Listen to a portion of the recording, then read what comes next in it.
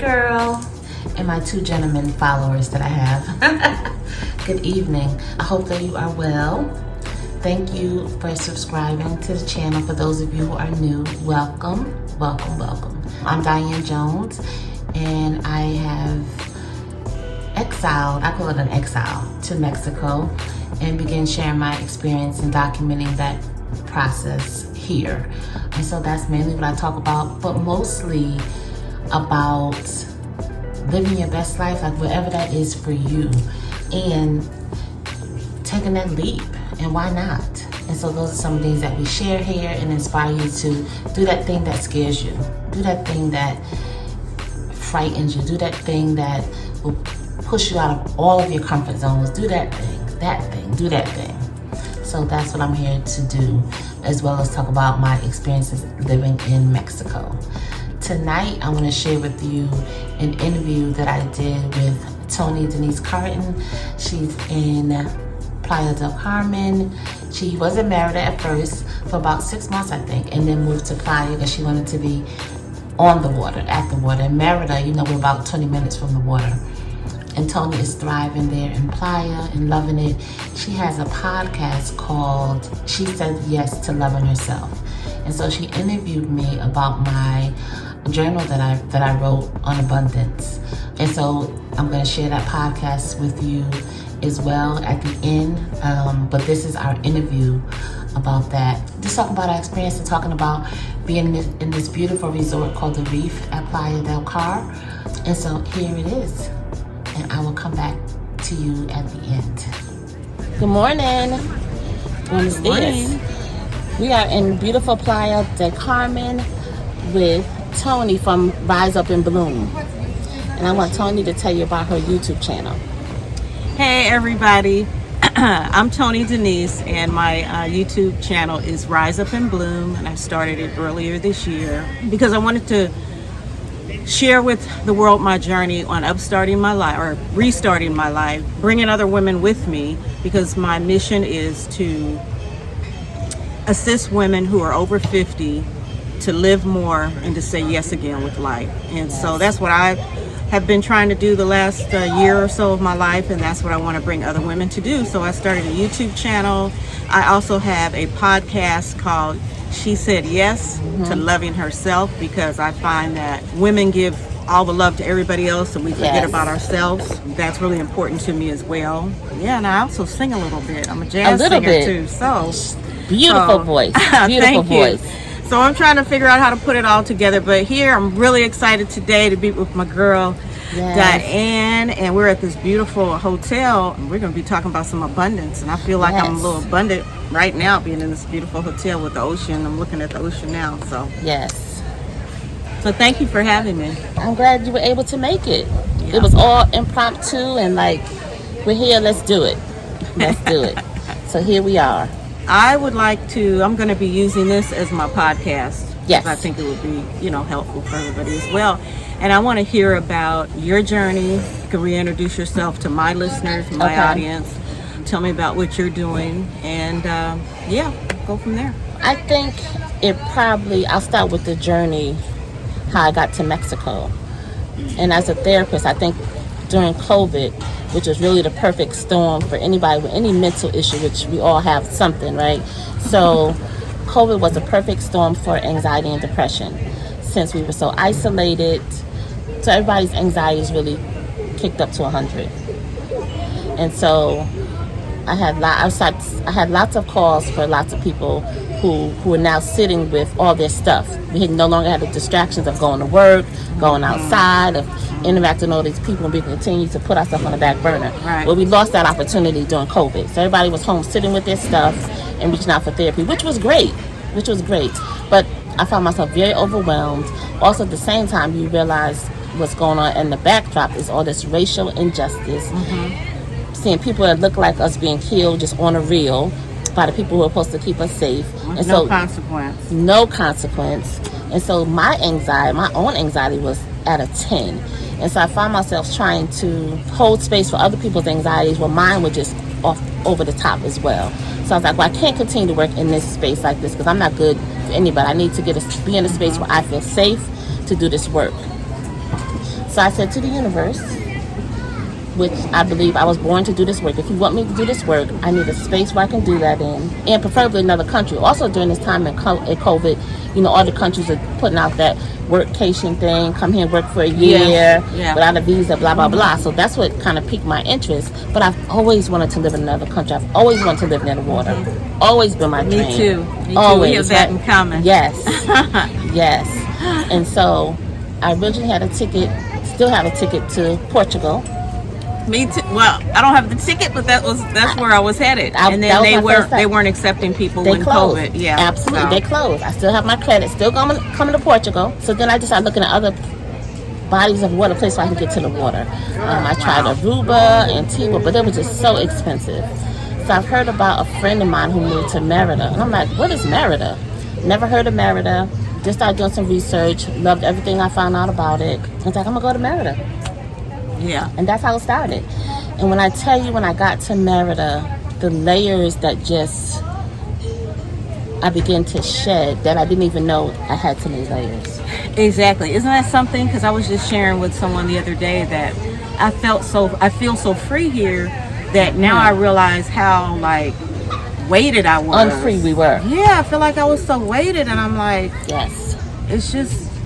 It's just a freedom that I never experienced before when I was in the States.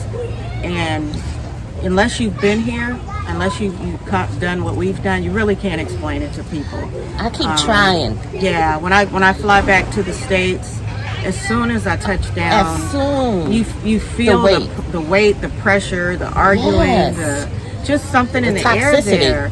And I'm like people think, that America's everything, and don't get me wrong, I still I have people there that I love. Yes. It's my first home. Mexico has become my second home. Yes. At this point in my life, I'm really about what's uplifting my spirit, and for my season too, Mexico. Yes. Like you, I wanted my parameters were, I decided to retire with COVID. Oh wow. Yeah, I decided to retire because my career had kind of just leveled out, and I really wasn't working as a corporate trainer anymore, as an educator anymore. I was just picking up part-time jobs. And then COVID hit. I had a couple conversations with, some friends of mine, and then my sons really encouraged me. They said, Mom, you just been doing part-time for a while. Why don't you just go ahead and retire? Nice. And I was like, I couldn't come back with, why should, I came back with, why shouldn't I? Why am I still trying to be in the workforce and trying to, and I said, you know what, I'm going to do this. And it was scary though, because I didn't know what was in front of me, and that was frightening. And at that time, when I first made the decision to retire, I didn't do that with the intention of I'm going to move abroad now. So it was really kind of scary, because it's like I really didn't know what was in front of me, but I knew I didn't have to worry about trying to, just break my neck to get a job. Exactly. And that in itself was like, you know what? That sounds pretty good. Yes. And once I did that was freeing, because it took a lot of pressure off me. Because I've always been the type that, unlike a whole lot of people who have had it in my generation, I'm a baby boomer. Me too. People stay in jobs for 30 or 40 years. That was never me. That was never me. I say that, we're getting ready to, that was never me. It was never me. This is so funny. Me. We didn't even know this. The water, just everything. Yeah, and like we're 20 in the things that Absolutely. Absolutely. Because I say right now, society finally caught up to me. Like the millennial generation, with the way they work and everything, that's me, because I do, a year to 2 years on a job, and I'm like, okay, it's time for me to, I just couldn't stay in one place. So now I feel like if I had grown up in this culture, I might be, I don't know, further along, because that really, they came out like that. They did. They came out like that. They did. And it's, and I'm like, I appreciate that, because that's how I've always been built. I'd always, like Diane, I always wanted to move abroad. And in fact, when I was 19 or 20, I hopped on a plane. Well, first of all, I told my mom, called her up and I said, hey Mom, would you mind if I took some time off from school? And she said, why? I think had just finished my sophomore year in college, and I said I want to go to Europe because I just felt like I wanted to see the big wide world, you know. Yes. And she said the best thing to me that I'll never forget. She said, Toni, she said, that's an education in itself, and that's all I needed. We didn't have any money, but I found. I said, well, how am I going to do that? I need a place to sleep and eat and all that. And I said, I'll go to school. And so I found a school in London I could go to, and went to London and stayed there for like 5 months, bought a rail pass, met another classmate, and we took the rail around the country for a whole month. And that stayed with me. It stayed with me, but at that time, there was no internet. There was really not anybody to share that with. So I went and came back and just had all this inside of me, but no one to really, nowhere to jump off on that, you know. So except the stirrings in my soul, through marriages and children were, I gotta, you know. And so I must have been saying things all the time because the whole time. My baby boy would say to me when he was growing up, he's like, Mom, why are you still here? You know you want to go live in some other country or something. So I don't know what I said for him to think that, but he always knew that they always kind of knew that their mother was a free spirit, and I'm here, but you know, I'm really, you know, and you know, I took vacations and trips like that, but you know, back to now, recently, you know, when I decided to retire, I had a limited income, and so my parameters were, okay, where can I go in the world that I can live on what I have by beach? Those were the three things. Yes. Those were the three things. Amazing. And Mexico wasn't on my radar. Portugal was, like Diane. But it was so funny because actually Mexico, it was like when things are staring you in the face, because I have, my son's godmother is from Mexico City. She's an older, beautiful woman. Her and her husband are his godparents. We've known them for like 26. He's 26, so 26 years. She's from Mexico City. You know, of course, when she found out I was moving here, she said, are you sure it's going to be safe? And, you know, because she's from there, all that, you know. I grew up in a town called La Puente in California, which is Hispanic. I have, like, I call them Sisters of the Heart. We are bound, and they're Hispanic. And it was like, wait a minute. I used to speak Spanish well enough where I thought in Spanish years ago. Of course, if you don't use it, you lose it, Absolutely. Right? So I'm like, wait a minute. You like, Mexico is perfect. And I can honestly say there was not that much of a culture shock when I got here. Because I was like, wait a minute. This is, you know. So I'm grateful to the Mexican government and stuff, and I don't know if letting us in. Yeah, for letting us in, but I don't know if there are some articles have gone around recently, especially with the black exit going on, and a lot of us coming here.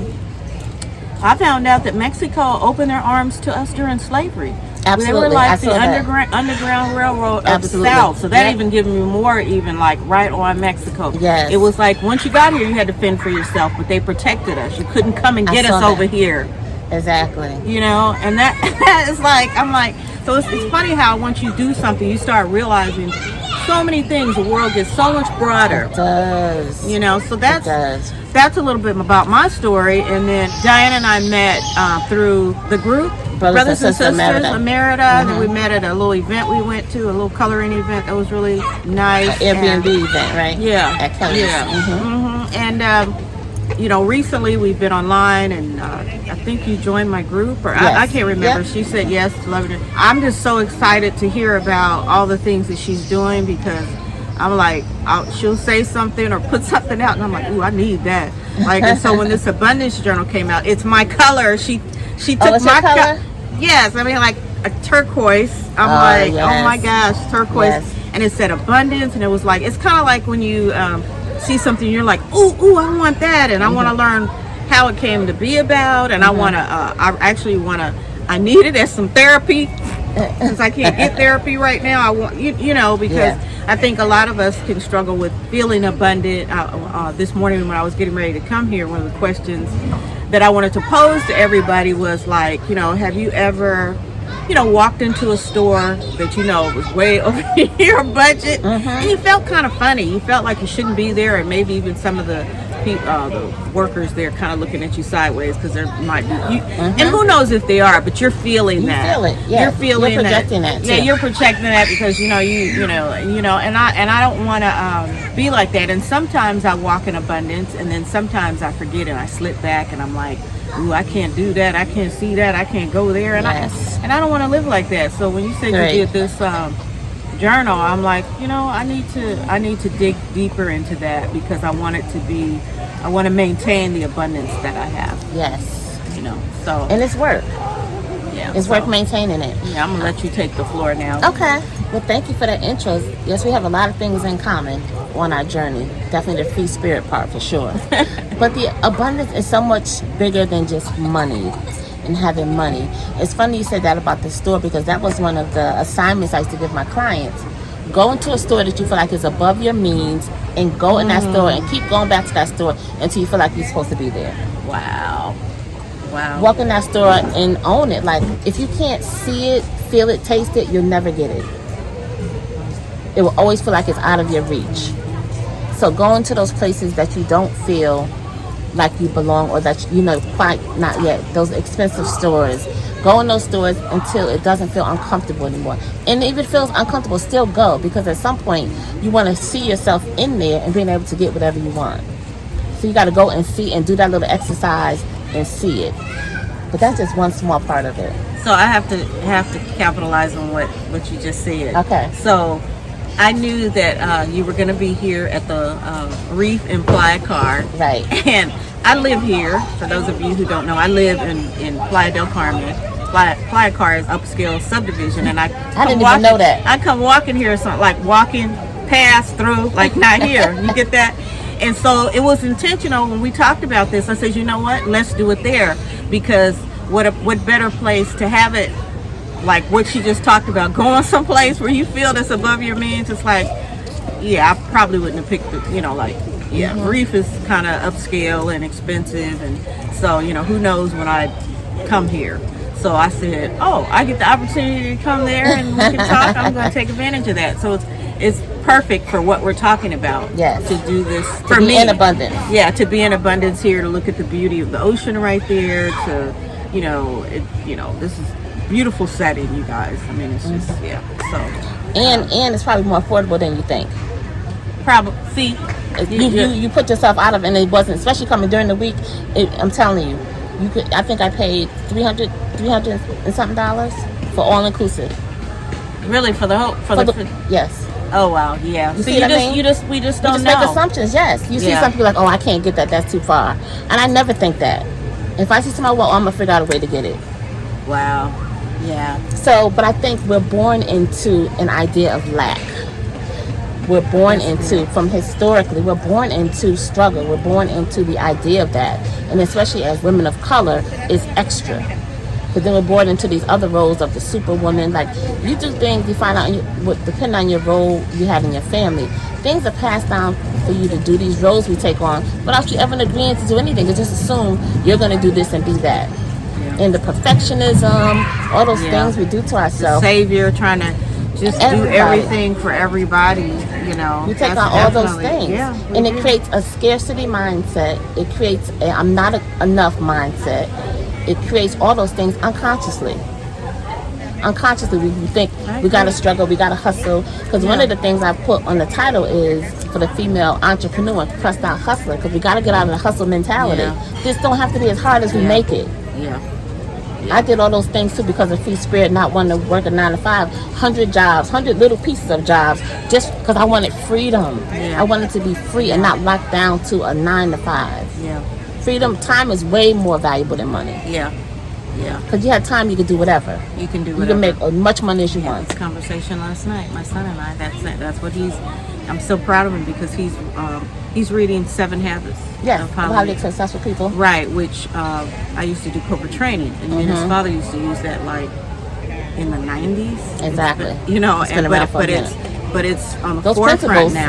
Still. Yeah, they hold true. But yeah, the things that you just shared for me, I do think I was born into a scarcity mentality as well as I was thinking this morning. There's a lot of stuff that's fear, like you're afraid that you don't want, fear that you're going to run out of money, fear that you know, and all those things, we carry them around unconsciously, but the way we show up in the world, you know, something's driving those kind of unhealthy habits that we do. And, you know, and I just really want to, for myself, I just want to be free of that. Yeah, and you can be. And I think part of it is going back, if you can, your earliest thoughts of feeling that fear of either being homeless or not having enough, or it's not going to be enough, so I got to, you know, whatever, you know, going back to those earlier thoughts, because we have to reframe our early beliefs. Yeah. And start there and then build on that. Because if you think about it too, whenever you've been, I mean, having a mind, you were creating this, manifesting this life the whole time, saying what you wanted. So I think it's a conscious and unconscious work that has to happen of those things that are in us that drive us that we want it. Those are put into us by a higher being. I totally agree. And I think it's also a part of who we are, who we would become. It's there waiting for us. It's already, the flow is already there. We just got to step in the flow. And you can definitely feel when you're not in the flow, because everything is working against you. I just don't believe it has to be that hard, or it should be that hard. Yeah. When you're in the flow. Yeah. I don't think it should be that hard either. We make it hard, but I fear in those things that we were born into and just picked up along the way by what we see. Also, it's work to, and I did this book too, and a part of it talks about, you know, your relationship with money, your past ideas, get into the past, and then looking at what you want to create, because we're co-creators, right, in this. And so we're not just passive standbys, like letting life happen to us. We can go co-create the life we want. And so my agreement with the universe is, I agree to come here to do this work. So in that, I need this, and that. This is what I need to do this work, and it has not let me down. Wow.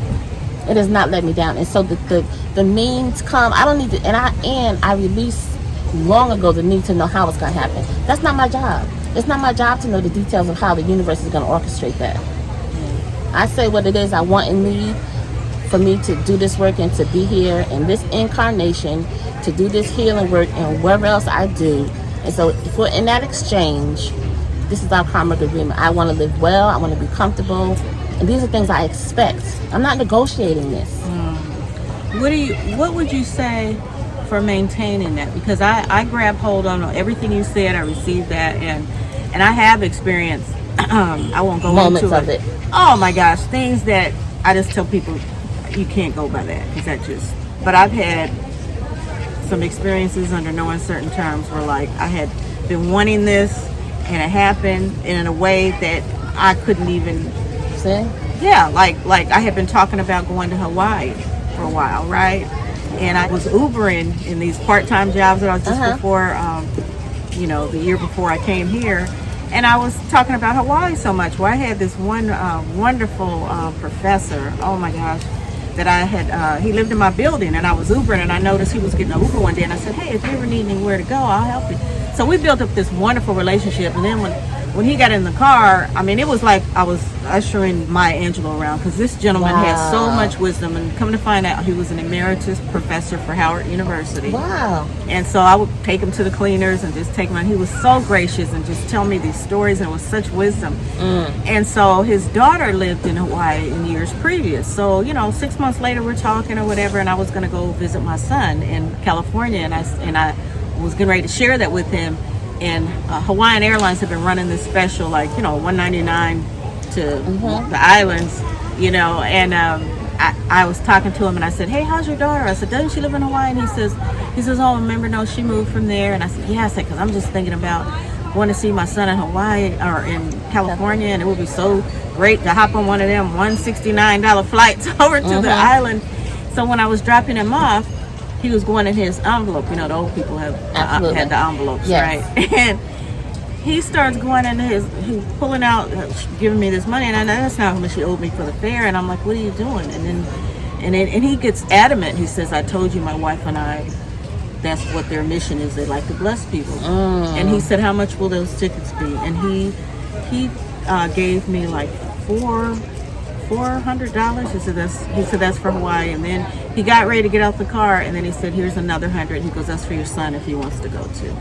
And my mouth dropped. And at certain times, sometimes you can be like, oh no, I can't do that. But I know it was more than me. It was more than me. It was for him. He was like, yes, like this is blessing him too. Yeah, and I'm not going to stop you from block that. And I was just floored. Now, we're not going to say that COVID happened the next, few months after that, because that was the end of 2019. Okay. So COVID had, everything. I had bought the ticket and everything. I'm still going to get there, but you see how you created that.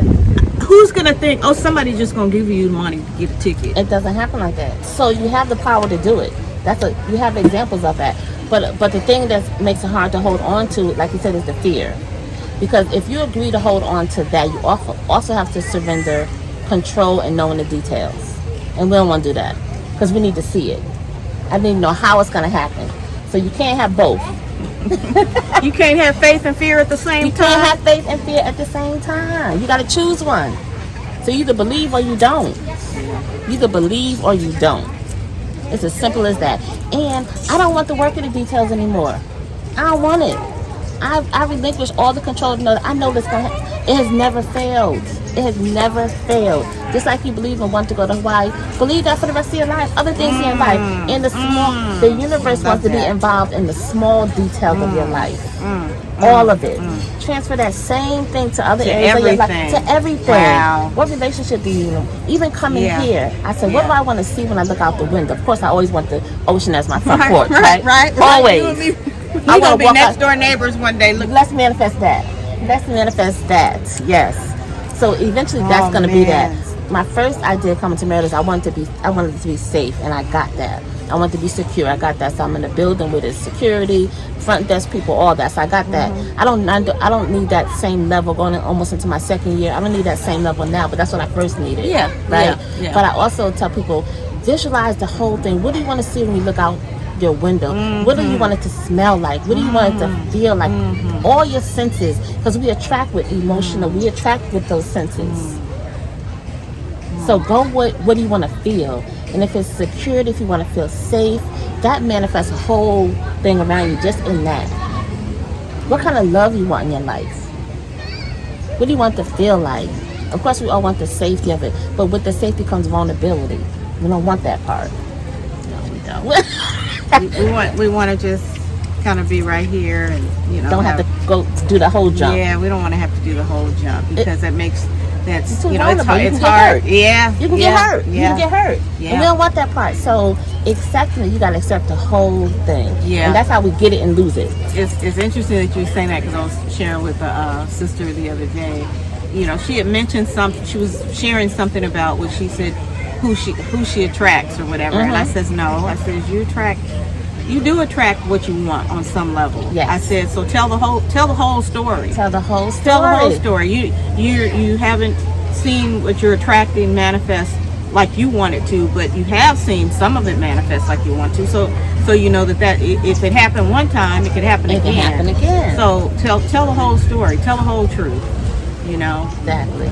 Wow, those were some nuggets, because I know I'm not the only one, and that's one thing, like with my podcast and the YouTube channel, that drives me, and I try to let people know I'm not out here because I have it all figured out. I came out because I don't have it figured out, and I want to bring others along with me so they can figure it out too, because I know I'm not the only one. There's nothing new under the sun, and if I'm struggling with these things, I bet you there's some other people that are struggling with it too. We all struggle with it. We all struggle with it. But it's the fear. We have to release the fear and the need to know, because the fear and the trauma fear is our trauma response of not wanting to be back to wherever that was. So we don't want to go back to it. And if I give that up, we believe if I give that up of knowing that I'm somehow going to be back where I was. But it's the opposite. It's the opposite. It's not till we release that fear and that need to know and totally surrender can we really manifest the life we want. Wow. I want to manifest more, because like for me, I think it comes in bits and pieces. I give it and take it back. Yeah, I give it and take it back, and I have part of it, and then I get fearful, and I saw myself doing that when I got to Merida, 6 months into my journey. Or I think it was even like 4 months in. I started to think, okay, I've done this, I did it, maybe I should go back now. No way. And I was fearful, and it was just. I think I was fearful, and it was more comfortable running back to the known. Yes, the unknown that get us. Staying here with the unknown as opposed to running back with what was familiar. And the familiar wasn't good. It just was like... It's familiar. Just like those old relationships we keep. Yeah. They ain't good, but it's familiar. You know what it is. You know what it is, and it was safe. And, it's safe. I've pushed myself along with some other, dear friends that have, helped me to stay on my journey. Yes. To stay on my journey, because every now and then the fear thing will rear its ugly head. Absolutely. And then I'll start talking to myself and talk myself out of it. I talk myself. I can talk myself. Somebody told me one time, they said you can talk yourself into and out of anything. Exactly. And I want to keep going. And there are people needing you to keep going. There's people depending on your journey to keep going. The podcast is so powerful. I think it really resonates with people. Resonate with your vulnerability, your honesty, the transparency of, we're living a lot of people's lives, and just have put ourselves on a platform to be able to say it out loud. Yeah. And it gives people permission also to take that jump and to identify with and normalize, like, oh my God, it's not just me. And I think that's the powerful thing of it. So you can't stop now. So many people depending on you. Yeah, it's not an option. Yeah. It's not an option. You're out here now. Yeah. You're out here. Look, and that's the scary part. That's okay. Sometimes be scared and keep going. Let me just shut down everything. No, you can't. It's too late. It's a runaway train. Yeah, I think it is a runaway train. It's a runaway train. It's scary. So you're like on a roller coaster going, screaming with your hands out. That's how I feel. But how about the vision of being on the roller coaster and putting your hands up and just enjoying the ride? That's a different way. It's all about perspective. And it's funny you should say that, because I have been on a roller coaster. It was a kiddie roller coaster, but the dips get me. I don't care if it's a big one or not. And my cousin, she was having the time of her life. She was free. And I'm like, eyes all big and just holding on and just waiting for it to get over, because this is, But that fear thing is powerful. It is. It is. That's what I gotta. Paralyzing. That's what I gotta work on. What is your worst fear? What's your worst fear? I think my worst fear it's two things: is being forgotten and being alone, and like having the rug pulled out from me, i.e., like all your money is gone.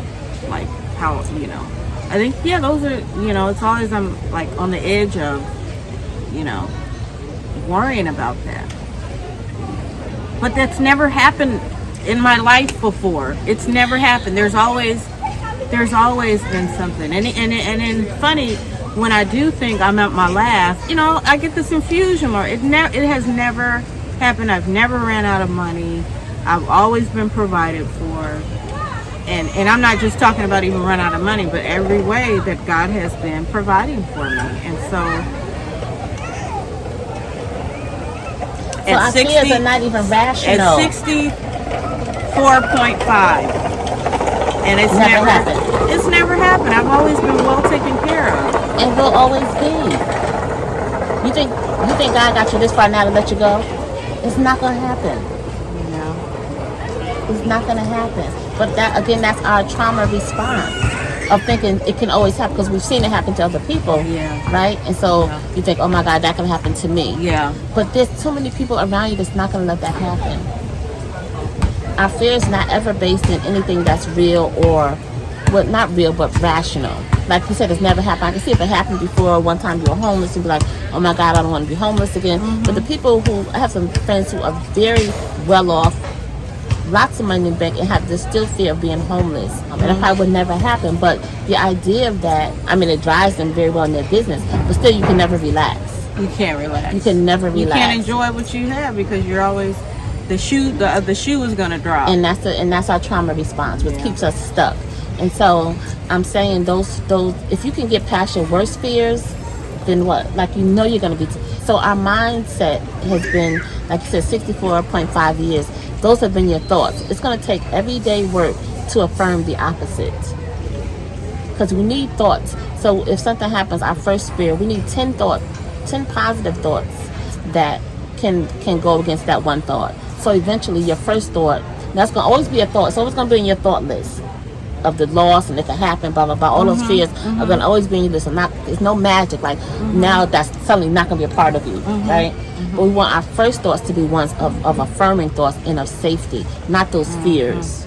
Yeah. So the affirmations and the doing the work of kind of doing those reframes of those experiences create the affirmations of the beliefs on a higher on your list, so that your fear is not number one. Let your fear be number 6, 7. Let the first. That's right. Let Did the first 5. Did you guys hear that? Did you see this? Yeah. Yeah. I mean, I think that's the way. Let me further down. It's gonna always be a part of you, right? That's really good though, because it's always gonna be there. It's gonna be this part of who we are now. It's in our DNA. Like it's now suddenly after thinking it for all these years, but now suddenly it's not gonna disappear. But it can't be what drives you. It can't be your number one thought, because that's what keeps you stuck. Yeah. But the other one, the belief and the faith, that gotta be higher up on the list. The trust, the surrender, that gotta be higher. I love the vision you did of the roller coaster, because you can look at the roller coaster in 2 ways. You could be on there holding on for dear life, scared to death, or you can release and just enjoy, let the wind go through your hair. Yeah. So I hope you listened all the way to the end. It was kind of long. We actually had to break it up into 2 parts, the podcast, because it was long. So I hope that you were able to finish it. But again, I will share the link to her podcast and the details of the video. And stay tuned. I'm also going to do a video about the resort, Playa del Carmen, so that you can see that in case you're interested in ever going to the reef. I'm trying to get up the nerve to do a live. I'm getting there. I'm almost there. Yeah, so I need to do a live just to check in. That would be good, because I would love to talk with you and we can just talk about whatever you want to talk about. And so I'm trying to get my nerve up to do that. So that might be what is coming to you next, after maybe 1 or 2 more videos. Good night. Don't forget to hit like on this video, subscribe. Please subscribe and share. Good night.